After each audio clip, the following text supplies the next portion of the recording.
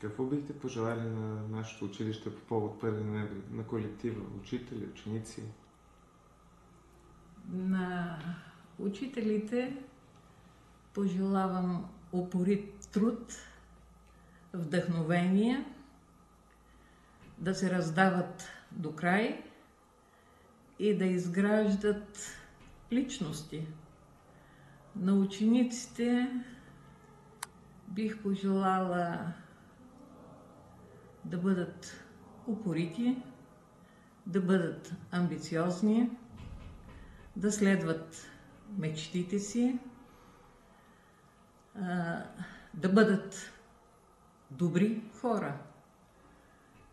А на училището, по случай предстоящия празник, пожелавам да продължи да следва добрите традиции в училищното образование и да подготвя лидери.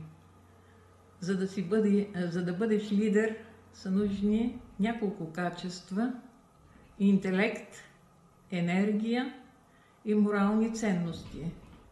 Но ако третото липсва, първите две просто нямат смисъл. Пожелавам от моето любимо училище да излезнат добри и достойни хора. Благодарим ви. И аз благодаря за оказаното внимание.